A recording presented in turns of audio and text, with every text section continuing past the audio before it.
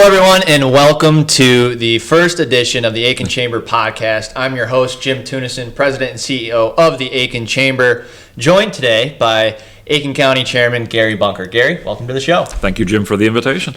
So this is a really important year for a lot of reasons. We have the general election, but I feel it's even more important for Aiken County residents because we have two questions on the ballot this year. One, if we need to renew the CPST, and along with the capital projects educational sales and use tax for the school district. But we're going to talk about the CPST today.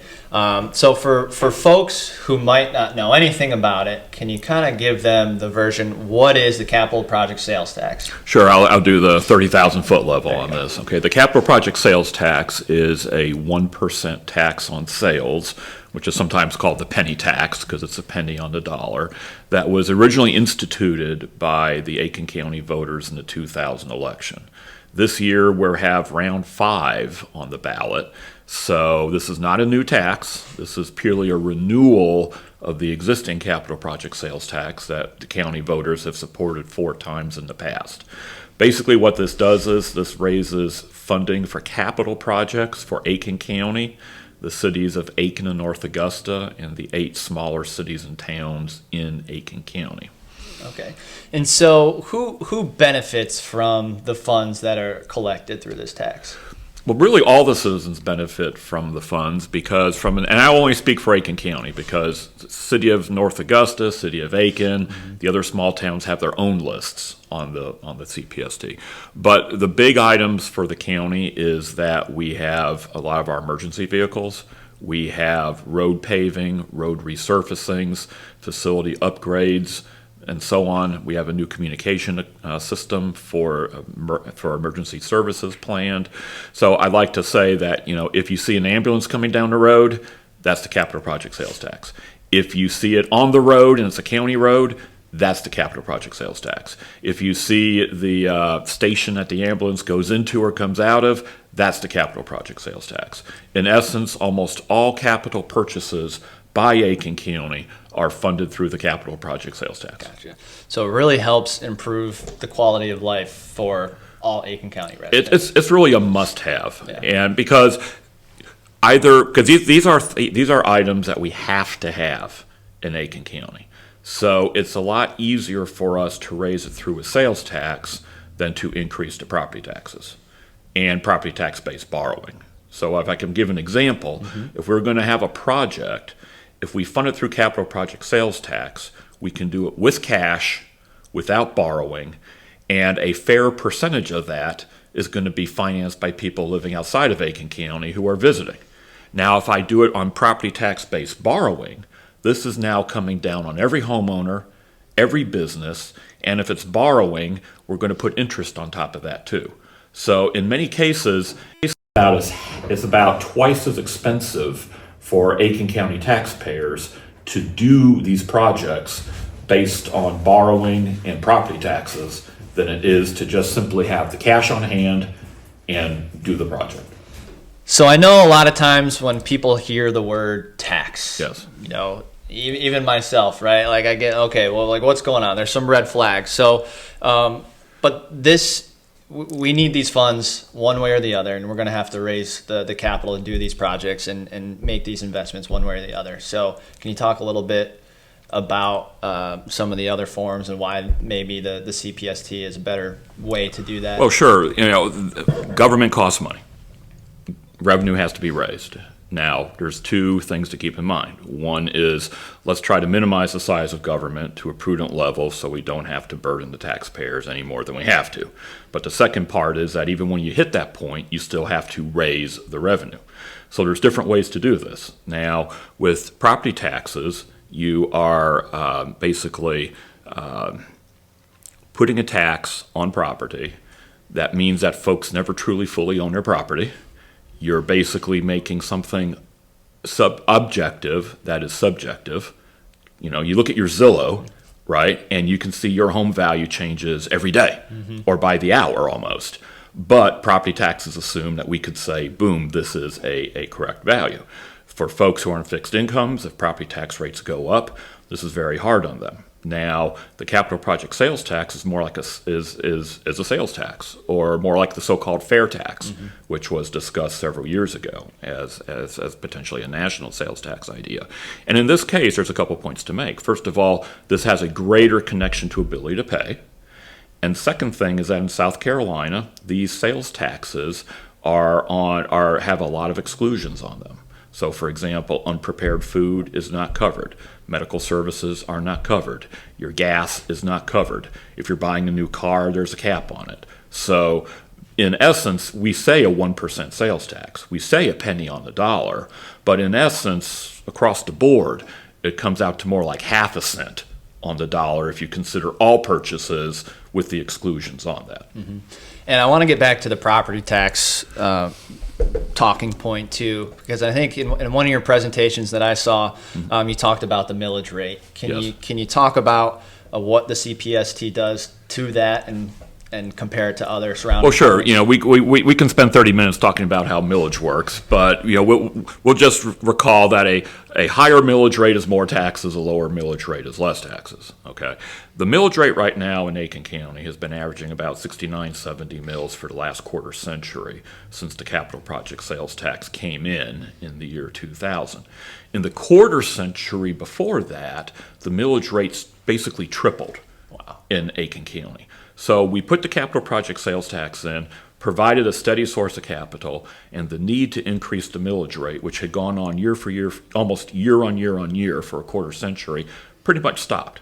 So our current millage has gone up to 74. It's been down to 67. We're now at 70.3. But we've basically kept it 70 mills plus or minus a couple points for nearly a quarter century now. So that is how we've been able to put a cap on the property taxes. And these property tax rates are really important because Aiken County has the 6th lowest millage rate in the state of South Carolina.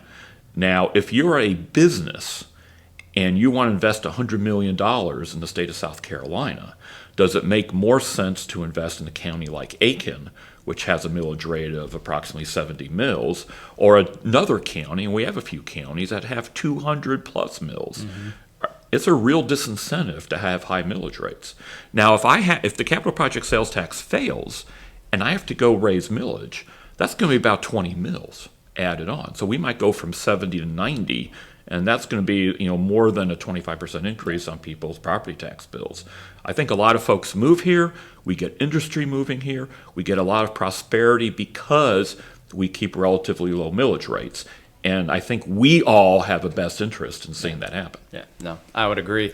So, as you've been going about, talking about this, like you said, it's been in place since 2000. It was first voted on, but there's a lot of new people who've come to the area, yes, right, and moved to the area since these have been voted on. But are there any misconceptions about the CPST that you're hearing that you'd like to address on this? Well, there's a couple. I think the biggest misconception is that this is a new tax. People are saying there's a tax initiative on the ballot. Oh my gosh, we're paying enough already. I don't need that. Okay, this is a renewal of the existing tax. Now, a nice thing about the capital project sales tax is that when the voters support it, it's not forever. It must be renewed every 7 years, which means because of general election cycle, every 6 to 8 years we put it on the ballot so we can get that 7-year cycle going. The voters have the ability to look at that list and say, are these projects that I think my 1 cent should support? Okay, you can look at that list and say, I don't think the road should be paved, or they should be paved. You can say, I think it's a great idea having new ambulances, or you can say, no, it's a bad idea to have new ambulances. But every voter can look at that list, make their own decision whether or not to vote yes or vote no. Okay, no, that's awesome. And talk about transparency in government and seeing exactly where your tax dollars are going. This is the only thing in local government when it comes to an actual connection between the voters and the specific things being spent. Yeah. Because when you pass a capital project sales tax, second misconception, this is not a slush fund of money. The proceeds can only be spent on the items on the ballot. So we could have a shortage or a need 5-6 years from now that wasn't on the ballot. We cannot take that money to spend it. So a lot of planning goes into capital project sales tax because we know that when we put that on the ballot, Aiken County has to live with it too for the next 7 years. Yeah.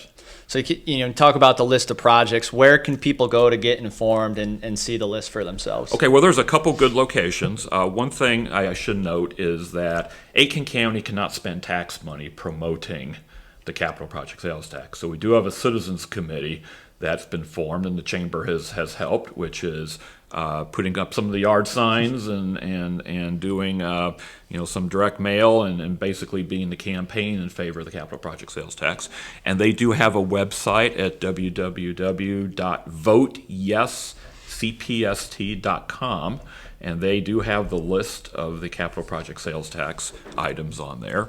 And then second of all, Aiken County does have it on the website, though the address is a little more complicated, so I actually have to read it here, which is www.aikencounty.sc.gov/capital sales tax, all one word, /sales tax map index.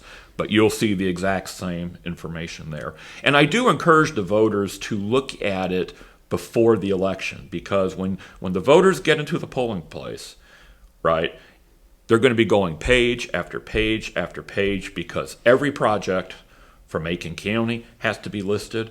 Every project for the city of Aiken has to be listed. North Augusta, the other 8 small cities and towns. So when you take a look at that ballot, you realize how many different items and how many different needs are being addressed on the tax. No, that's awesome. So that first website again was voteyescpst.com, and the other one I can't remember, but we'll put in the show notes. We'll put it in the comments. We'll get you guys to the right source. And remember, early voting starts on October 21st, and make sure you're registered to vote. That deadline actually got pushed back to the 14th, so a little extra time to, if you're not registered yet, go register to vote. And if you don't do early voting, we'll see you at the polls on November 5th. And hopefully, again, go educate yourself, go look at that list, and hopefully you'll see what an impact this has on our county and the quality of life for our citizens. Gary, thanks again for being on the show. Well, thank you, Jim, for the invitation. Appreciate the opportunity.